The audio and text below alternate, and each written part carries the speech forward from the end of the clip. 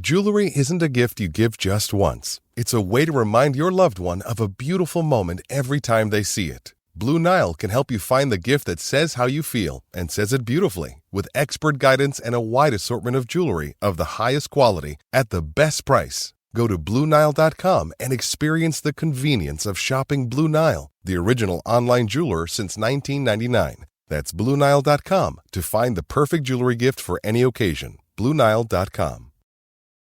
Hey, I'm Ryan Reynolds. Recently, I asked Mint Mobile's legal team if big wireless companies are allowed to raise prices due to inflation. They said yes. And then when I asked if raising prices technically violates those onerous 2-year contracts, they said, "What the f*** are you talking about, you insane Hollywood ass?"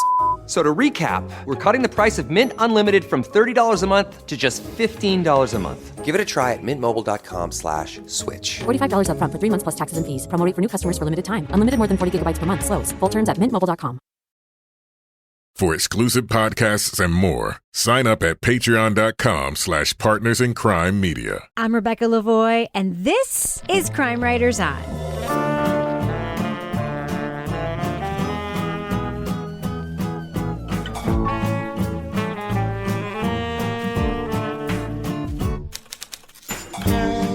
Crime Writers On is the original true crime review podcast that looks at true crime, pop culture, other podcasts, TV, and this week, a classic rewind episode. Kevin, what are we going to be listening to? I just told you what we're listening to. Oh, that's right. It's the HBO documentary Mommy, Dead and Dearest, a Crime Writers On classic. I have to write down everything for you. You really do. You really do. So, Kevin, remind us what this was about. Okay, this was the documentary that dealt with Dee Dee and Gypsy Rose Blanchard. Yes.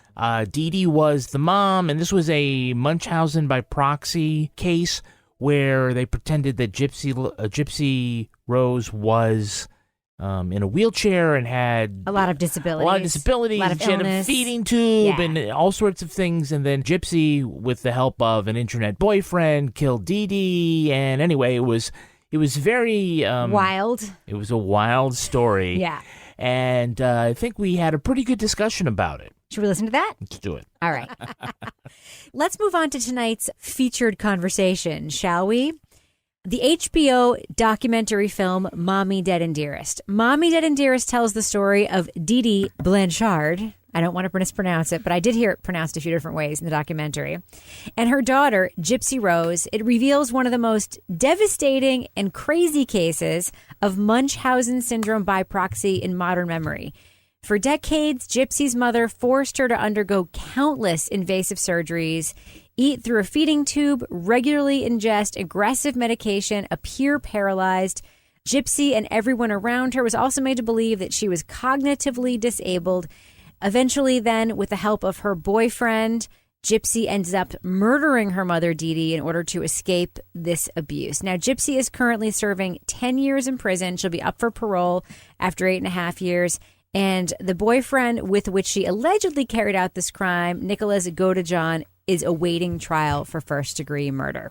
I want to talk about the underlying syndrome here. And Laura, I know that you have a fascination with it, this Munchausen by proxy. Can you please tell us a little bit about your personal obsession with Munchausen by proxy? And your sons? No, it's not in my personal house. I first heard about this syndrome when I was like a brand new reporter, and I was covering a case, this very bizarre case in which a woman had been, her child had been sick, and it turned out that she had been feeding the child Windex in its baby formula bottle. And somebody, like one of the cops was like, off the record, they think it could be Munchausen. I'm like, what the heck is that? So I started doing a lot of research. Lollipop Guild? Yeah, I know. So it's just really interesting to me, these cases, and how in so many of them where the mothers or the caregivers or whoever it is deliberately making the person in their care sick so that they can get attention for themselves. But it's just amazing to me the lengths they go to, and the fact that in so many of these cases it goes undetected for so long. You know, what's really interesting to me, just a little bit of background, the syndrome was named after the fictitious Baron von Munchausen. He was known as a man who fabricated stories about his life experiences for attention. The by proxy part refers to the fact that caretakers are making up the symptoms for whomever is under their care, and the symptoms don't actually apply. Now, it's considered a form of child abuse, and there is some debate as to whether or not it's a mental illness or not. Munchausen by proxy syndrome, whether or not someone like Dee Dee, it's more of a personality disorder where they are perpetuating behavior designed to get something from it. Now, Toby, Dee Dee Blanchard got a lot of attention, and we know that she got a lot of stuff as a result of this Munchausen by proxy situation that she was putting on her daughter. She got trips to Disney World. We saw a tape of that in the documentary. We saw the fact that they had a house. Habitat for Humanity house. Habitat for Humanity house that was, sort of tricked out for somebody in a wheelchair. We saw that they had neighbors and friends who were feeding them, caring for them, hanging out with them. Do you have an opinion? I'm not asking you for like your medical opinion, but when you sort of see this kind of manifestation of it that is so extreme, this girl who is being told not to walk, do you feel like it's a mental illness? Do you feel like it's a crime? Do you feel like it's some sort of personality? What does your gut say? I don't think being a mental illness and being a crime is necessarily mutually exclusive in this situation. I don't know. It's a tough one. They don't explore that relationship in a ton of depth beyond sort of what Dee Dee was doing to Gypsy. So I didn't feel like I got a sense about whether it was the kind of thing where Dee Dee loved Gypsy and was just sort of deluded into doing whatever she was doing to make her sick, or whether, and I think this was sort of hinted at by her relatives, that she was just a conscienceless person and was going to basically do what she wanted regardless of what the impacts on other people were. And I think they talked about she was poisoning, I guess, her father's second wife. Allegedly. Their stepmother, yeah. Oh, no, she's dead now. We don't have to say allegedly, right? Dee Dee's dead, yeah. Yeah. Whether it happened or not, I don't know. But they referenced that as being something that they believed had happened. Clearly, she was a sociopath or something like that. My guess is the relationship with Gypsy was probably pretty complicated, and some mixture of love or devotion or something like that, along with this making her sick and dependent and also drawing attention to themselves. Now, Kevin, one of the things I thought was weird was that the daughter, Gypsy, as much as I think we see evidence that she was abused, I mean, I don't think there's a question about the fact that like getting a feeding tube put into somebody who doesn't need it is a form of abuse. But the daughter was also... Part of it is kind of what you're trying to get at, right? I want to get to this later. We'll talk about Gypsy's role in being maybe potentially complicit. But she did have to play a role, and we see it. One of the most stunning scenes in the film to me is we watch a video that Gypsy made for public consumption of her throwing herself off of that porch into the snow. And then dragging herself back to the porch, pretending that she couldn't walk. Now, we hear Gypsy later saying that her mother was treating her this way and doing this thing, and she felt compelled, but she had to participate. What do you think about that? Again, it's hard to say. I mean, I think that there is definitely, if not, this abiding pressure from her mother to do X, Y, and Z. There's also probably some form of accompanying mental health issue that goes along with being the victim of Munchausen by proxy. You are basically a subjugated person. Mm-hmm. There is the ethical, and then there's the moral, and then there's the legal justifications and excuses. It's her mother's actions are such a mitigating factor. Right. But is she not also legally a party to fraud when she pretends to be in a wheelchair and accepts a gift to Disney World or something like that? It's hard, but yet we still have a great amount of sympathy. Maybe not every viewer, but I think most of us ended up having a great amount of sympathy for what Gypsy was going through. Now, do you have thoughts about Munchausen by proxy? Is this something that you have ever reported on or seen or thought about? Not personally, but I have seen it. I mean, I know it's a real thing. I remember. Do you remember in The Sixth Sense? Yes. There was one scene, right? That Misha Barton played the little Was that the girl? That was Misha Barton, who Wow. later on to be on the OC. Right. She played the little girl that was dead. Sorry, spoiler alert. Yeah, from they like show a up at like million-year-old the movie. wake. Yes. And they find the videotape that she made of her mom like pouring something into her soup, right? Yes. Yeah. And that's how it helped her. So, I've seen it in movies, and obviously it's been in some great movies. I want to talk about the production and the very, very, very true crime-ness of this documentary. I felt like when I was watching it, it was a combination of Making a Murderer, very high-quality reported shows where they had all the right people and all the right sources, with a little bit of like investigation discovery thrown in.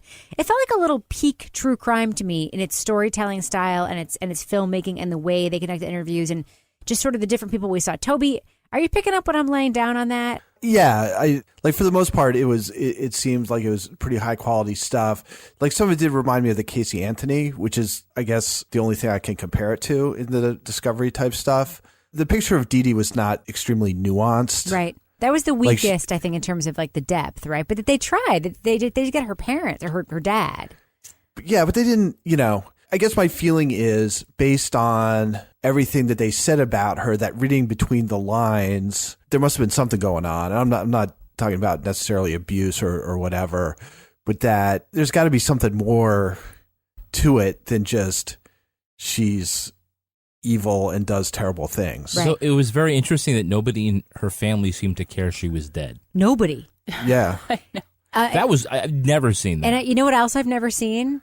A blue ass kitchen like the Oh my one God. that her.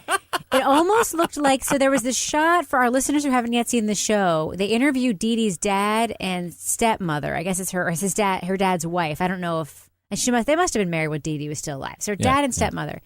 And they're sitting in the kitchen in their house. And there's like bright blue tile on the floor and bright blue walls and bright blue cabinets and bright blue. It looks like a Wes Anderson, like you can't make it up, Chip right? and Joanna would not approve. Chip and Joanna not approve. That's hgtvpodcast.com, by the way, if you want to subscribe. You got a to my podcast. website and everything. All right. Laura, what did you think? I mean, I was watching this the whole time I was watching it. All I could think of, because I do watch the things that we watch, and I know we're going to talk about on the show with sort of an ear or an eye toward what are Toby and Laura going to think of this. The entire time I was like, Laura Bricker is going to freaking love this. Did you? The kitchen or the show in general? Well, first of all, you have to weigh in on the kitchen because I know you have thoughts about that. Well, I have to tell you, I wasn't paying as much attention. I was looking at their footwear during that scene. Oh, yeah. I was Me too. like, why is she wearing, she's wearing, the wife was wearing very practical shoes. He had like socks. Anyway. But Did they not know I they were coming? Is that why they were dressed like that? Well, they moved all the furniture out of the room. They obviously knew they were coming. Yeah. So no, I really loved this documentary because I feel like, and I've said this before, a lot of the true crime shows that we watch, I feel like we're seeing the same story told over and over. And it's not to belittle, someone's life, but it's like the husband kills the wife because he's cheating on her and he wants to leave her. And it's like, after a while, that's not captivating because you've heard the story before. And this story, I was like, whoa, where is this one going next? And I actually thought this could have been longer than it was. Like it could have been broken up into a few more episodes so that they could have gone deeper into Dee Dee's psyche and her past. And I wanted more of this one because all of the people in it were so fascinating to me. And I was just like, it was very interesting. Now, let's talk a little bit about the Dee Dee Gypsy dynamic and some of the more interesting aspects that we see. This is this mother and this daughter. The documentary begins with basically the murder. Yeah. And it shows... Interesting choice. We'll talk about that. I mean, I think the big shock for a lot of people would be that Gypsy Lee can walk.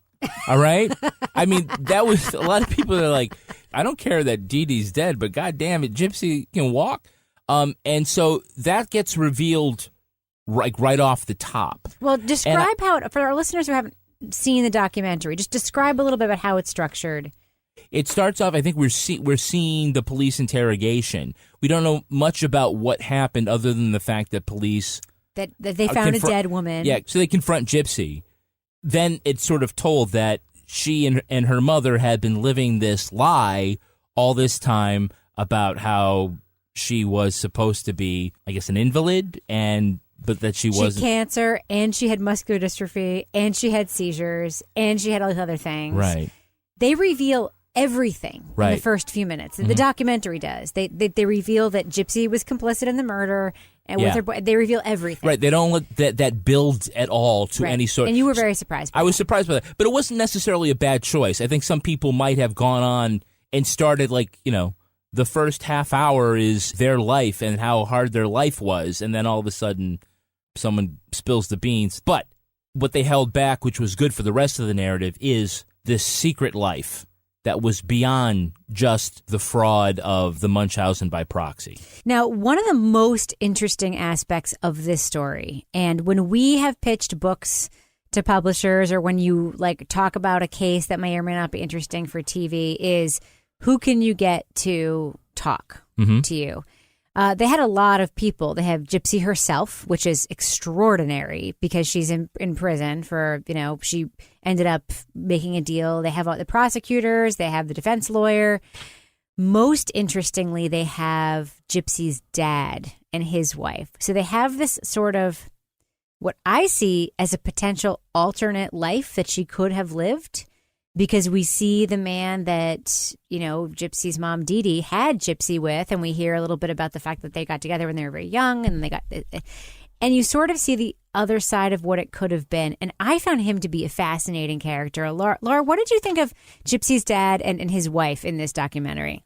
I have to tell you, I was really kind of surprised because he was so normal and reasonable and kind and articulate, and he seemed to grasp everything that was going on, and he had this genuine sort of heartache for the fact that, like you said, had he maybe known what was happening, he could have stopped it. But I guess the contrast between him and Dee Dee, I looked at Dee Dee and then I looked at him and I'm like, I just could not imagine the two of them having anything in common aside from the fact that, they must have had some fun times together to have a child once at least.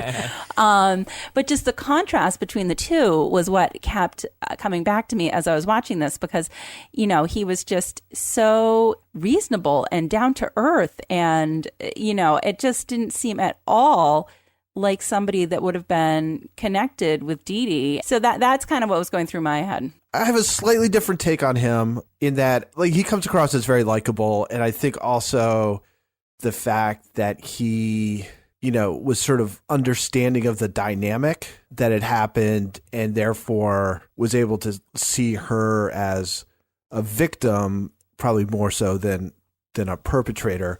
Wait, you mean his daughter, not his ex-wife? Yeah, his daughter. But I think the thing that it seems to me like he was a little bit derelict in that he's the other parent. Right. Even though they were away, regardless of how estranged I was from my ex-wife or whatever, if I had a kid who seemed to be that seriously ill, I just feel like I would be more concerned about it and more involved. And it sounds like they had one meeting where she was scared of him and he was like, ugh, that sucks, and then moved on with his family until, this tragedy happened.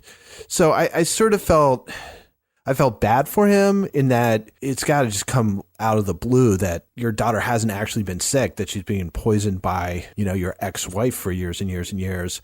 But it did seem to me he went a whole bunch of years without being very involved in his daughter's seemingly terrible illness.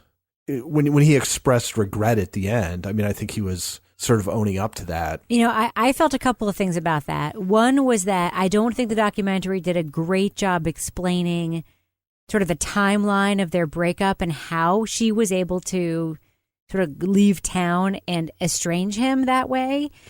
I do think there is something to, he does describe them getting together when he was very young. He had no idea what he's doing. And it's sort of like, well, this is what her mom says is going on. It must be what's going on.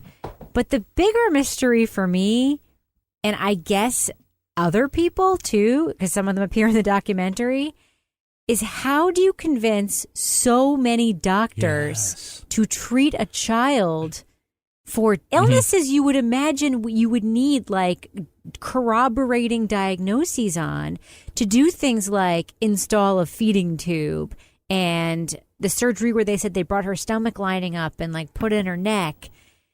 The idea that you could pull the wool over doctor's eyes, to me, adds credence to the pulling the wool over the dad's eyes. Kevin, what do you think? Yeah, I was going to say, I don't blame the dad for being misled if she was smart enough to mislead all these doctors into sort of a medical Ponzi scheme where I can't get a doctor to give my kid antibiotics when I need stuff, you know?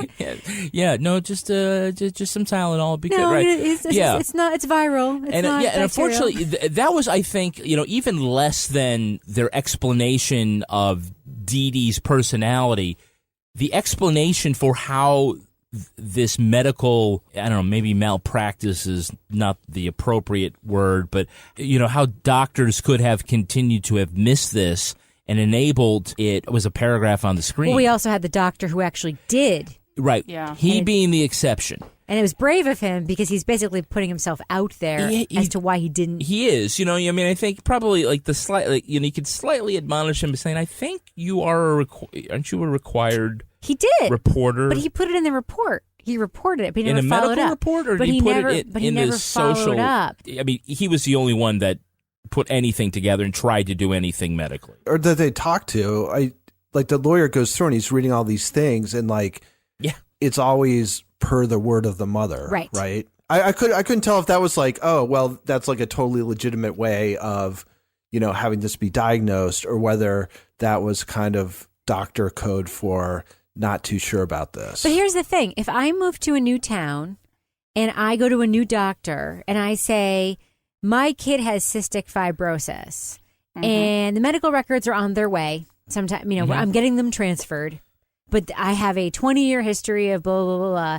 And you say that, the doctor's going to put that in the file and then it's documented. Mm-hmm. Yes. Right? See, but that's why, again, I don't want to put this on the dad, because that's clearly he's not the problem, but he was the person who was in a position to be like, wow, they move all the freaking time. She's always sick, all this stuff. And when I knew her, she was like a healthy little baby. It wasn't like a matter of being like Sherlock Holmes sitting in his study at home, but just being more involved in the life to some extent of his daughter. I mean, I don't necessarily think just the fact that she's moving all the time and that she's very sick, that may not have registered, because there is a lot of people in the population that do move a lot for financial issues, and because they're more rich transient, people, right? Yeah, and I think that culturally, if you grew up in a poorer area where people are more transient like that, it's not something that's going to trigger a warning bell.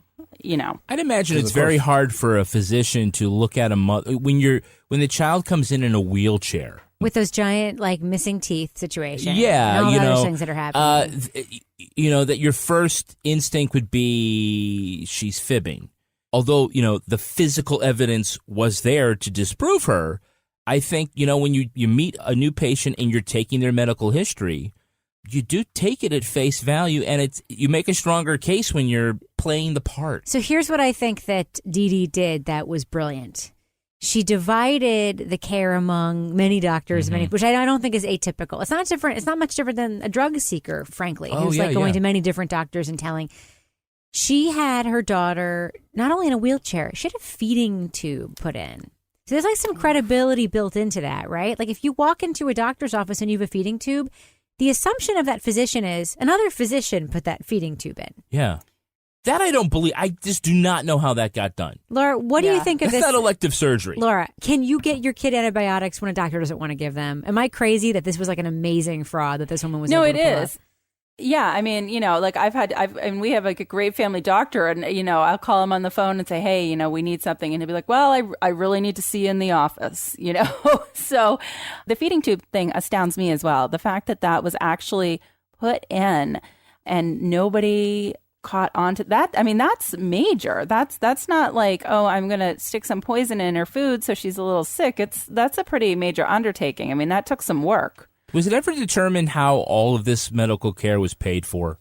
Probably Medicaid, I'm guessing, some of it. I think it was government assistance or something like that. Maybe. But by the way, we also saw a scene where she was at Disney World eating mashed potatoes. And I'm like, Oh, yeah. You can't eat mashed potato. You can't eat, like, she has a feeding tube, and she's also, it's like, it was. Oh, snap. Well, the You didn't see- timeline you was a didn't- little weird because I didn't put understand when she had the feeding tube put in because I there were a couple videos where she was eating. I think she was eating pretty much the whole time. The feeding tube was like it's sort of an artifice thing. Now, I want to talk about another character we're introduced to in the film. That is Gypsy's internet boyfriend. That's Nick Godejohn. I think I'm pronouncing that close enough to correct. Who we see being interviewed by the police, and then we also hear described by Gypsy, and then we see their internet interactions. Kevin, my impression of Nicholas Godejohn is that he is a troubled young man with something that he already is sort of carrying with him. I don't want to like diagnose somebody I've never met, but he strikes me as somebody maybe a little bit on the spectrum. I think that they did. Someone said that is autistic. Yeah. And then also from, circumstances that are less than ideal. And a troubled person who then actually did stab a woman to death at the behest of his internet girlfriend. What are your impressions of Godejohn and what we learn about him? And does he remind you of anything? Yeah, it actually is funny. We were sitting there and it said, I turned and said, this guy's Seth Mazzaglia, who is the bad guy in our last book, Darkheart. There were similarities. There are a lot of similarities, and also some similarities from one of our first books, Our Little Secret, both which have to do with teenage boy and girl, what their relationship is like, and what they're willing to do for each other. A little correction: they're not teenagers. She's pretending to be a teenager. She's right. That's weird too. She's pretending to be a teenager. Yeah. So where they both have this fantasy world, which includes BDSM. I don't know if Gypsy really was into that or she just went along with that. They're not really clear. They're not really clear on that, but it is a non-conventional relationship to say the least. I do wonder though. This is like one of the things like I can't get over. How does a girl who the community believes cannot get around without a wheelchair suddenly able to obtain a pink wig and lingerie? How did she just like sneak out the back, hop on a bus, go to Kmart? Not to mention hundreds of dollars to bring Frederick's Godejohn. Yeah, I don't know how she town. paid for it. I'm just like there were some holes there. There were a couple that I holes in the quite plot there. understand. Yeah. One of the things that I thought about was that Godejohn wasn't interviewed for the film, which makes sense because he's still They're going to trial this spring. They said. Exactly, he's still going to be on trial. But now this is where I started to wonder, and I feel like. And we'll talk about sort of the justice part of this in a minute and how I think overwhelmingly fair the prosecution was in this case compared to many other crime things we've looked at.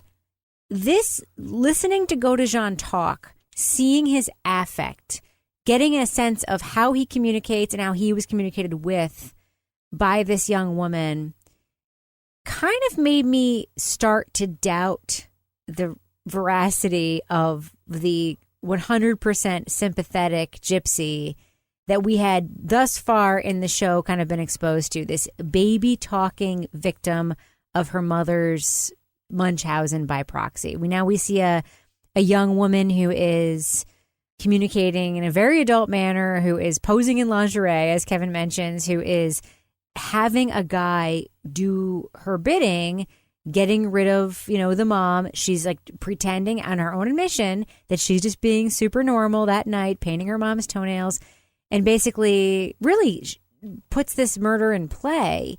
That's really when I started doubting the veracity of that, when I saw his affect and his kind You of can't be judging his. We've already capacity. been burned by I know, the affect of. But it made me wonder about her culpability and whether or not the Gypsy that we had come to that point in documentary believe is a 100% pure victim. Yeah. Laura, what do you think? I agree, because I found myself thinking, I was feeling very sympathetic towards her. I was thinking, oh, these are the defense cases that, you feel like you can do something good because here's somebody in a horrible situation because of how they were treated prior to this. But then we get into this, like, the back and forth little messages and the photos.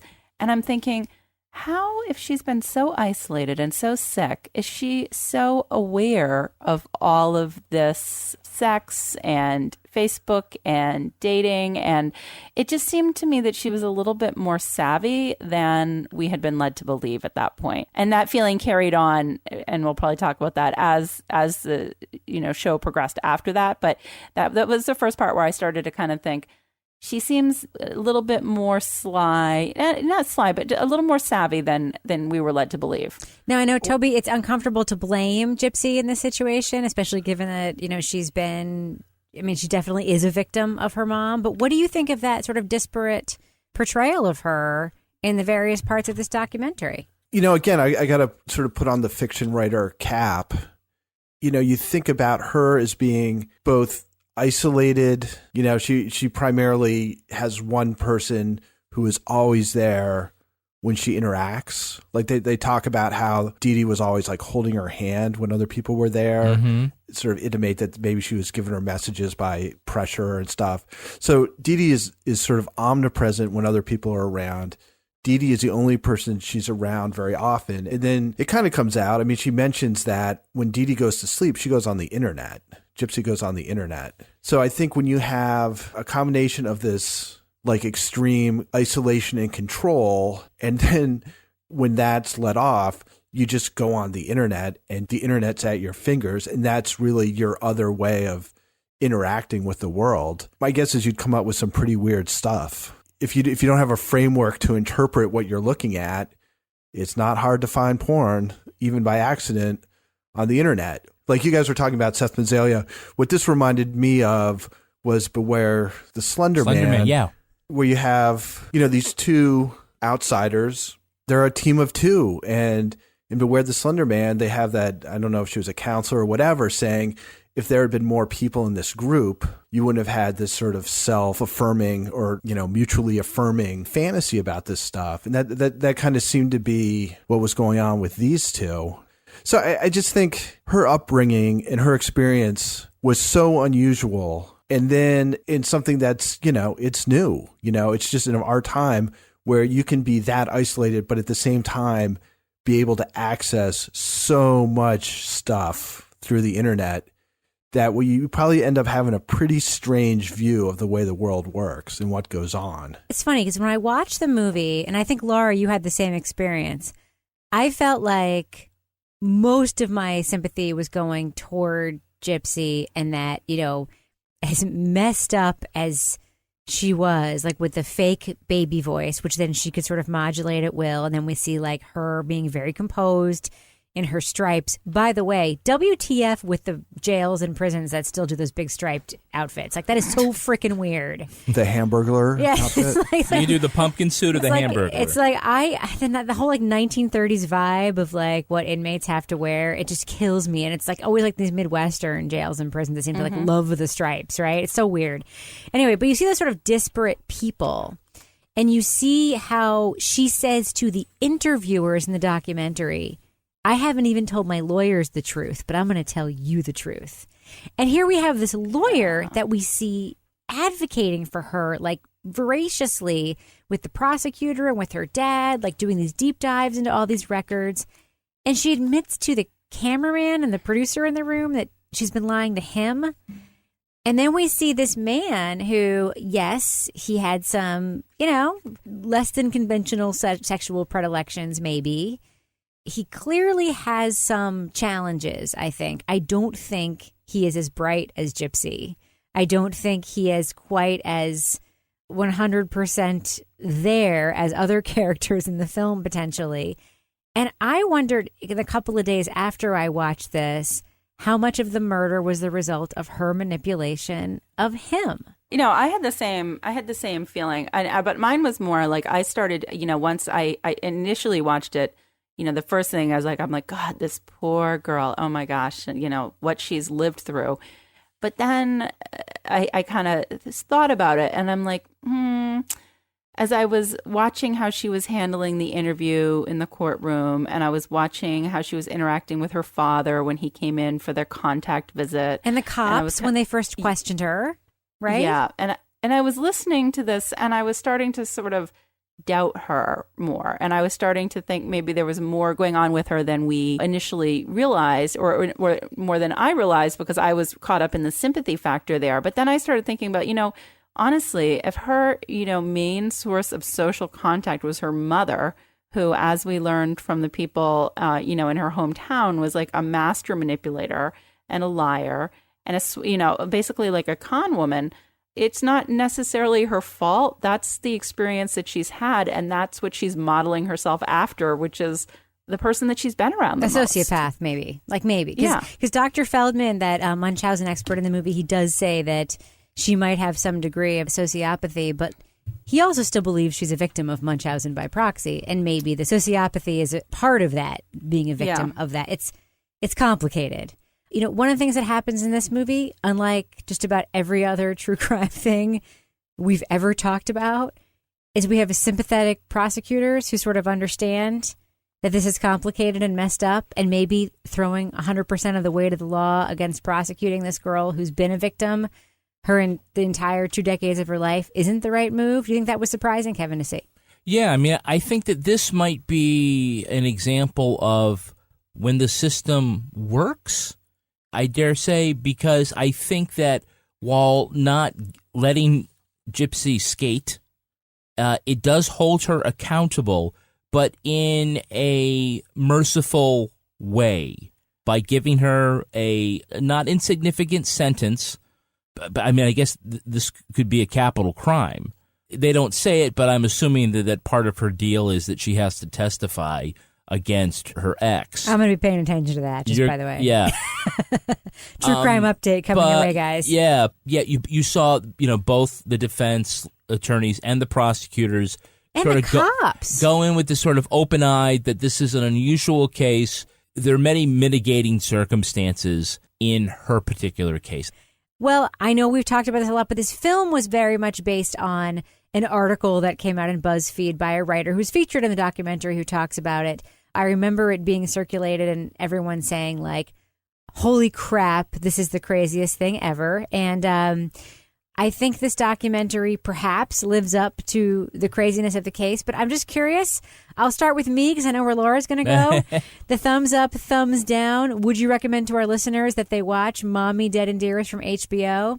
Our listeners who enjoy true crime, abso-freaking-lutely thumbs up. This is a peak true crime in its presentation, in the absolute nuttiness of the case. There are many times in the documentary, despite all of the things that we have revealed on this show, where you will still be surprised and you will still be like, oh, I can't believe that. And look at that kitchen floor in those old people's houses. Trust me, it's beyond it really belief. is blue. I think it's worth a watch. I give it a thumbs up. Laura Bricker, spoiler alert, I'm guessing you're going to give it a thumbs up too? I am going to give it a thumbs up, just because this has all the elements that I look for in a crime story that's going to hold my interest. There's a lot of twists and turns. There's somebody that's leading kind of a double life or a secret life and hoodwinking everybody. And there's a lot of unexpected things that happen. And the dynamic is different. It's not just like a husband and a wife. It's this mother and daughter dynamic, which is something that we don't see as often. What about you, Toby? What do you think about Mommy, Dead and Dearest? Would you recommend to our listeners that they watch it? I'm pretty conflicted. It's well made. To me, it's too sad. I just found the whole thing just really kind of depressing and upsetting. And just for that very reason, I have a hard time like recommending it. So I'd give somewhere between thumbs sideways and thumbs down, but it's not really a comment on the quality of the documentary. It's more, I just found the subject matter to be probably the most sort of sad and depressing thing that we've covered. Bleak, I think is how you described it in an email to me. Bleak? Yeah. What about you, Kevin? I give it a thumbs up. I think if you're a true crime fan, you should pop a bag of popcorn. There's a lot of juicy stuff here. There's a lot of juicy stuff. You know what it What? is? It's like that episode of Little House on the Prairie where Nellie is pretending to be in the wheelchair. Oh. Which I know you can't relate to, but I hear that Laura Bricker does. Oh, I've my seen gosh. it. I used to watch that show every single day. I hated Nellie. I hated her. But that oh shit moment where people realize that she could walk, Yes. even though I'm spoiling it right now, Do you not agree, Kevin Flynn, that is a reason why people should watch this documentary? Yeah. So just so you know, no one is going to push Gypsy down a hill into a pond. You did see that episode. Yeah, it's a class. I might have seen one my whole life, and that's what it would have been. What was the name of the horse that Laura owned that Nellie basically stole from her? I don't know. Bunny. Okay, go ahead. Bunny. All right, great. we have the makings of another podcast. Ryan Reynolds here from Mint Mobile.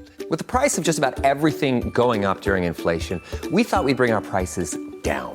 So to help us, we brought in a reverse auctioneer, which is apparently a thing.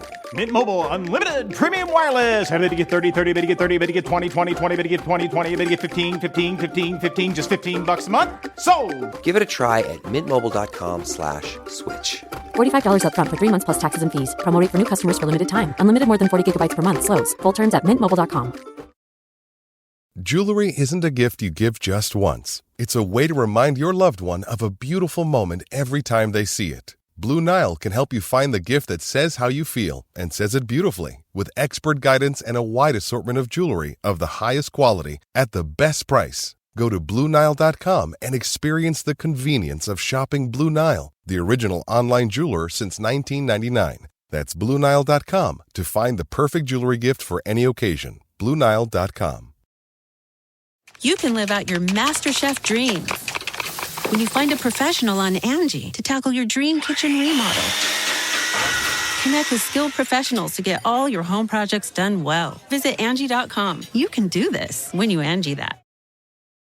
All right, Kevin, that was super fun to listen to. What are we talking about next week? The Yellow Car and the new comedy, true crime comedy parody satire series from Hulu, Only Murders in the Building. Oh, yeah, with Steve Martin and Selena Gomez? Yeah, and don't forget Martin Short. Yes, can't wait to talk about that one. All right.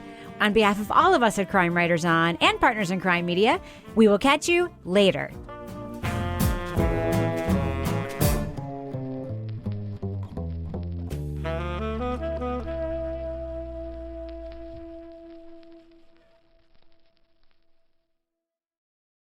Partners in Crime Media.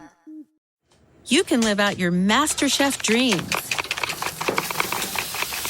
when you find a professional on Angie to tackle your dream kitchen remodel. Connect with skilled professionals to get all your home projects done well. Inside to outside, repairs to renovations. Get started on the Angie app or visit Angie.com today. You can do this when you Angie that.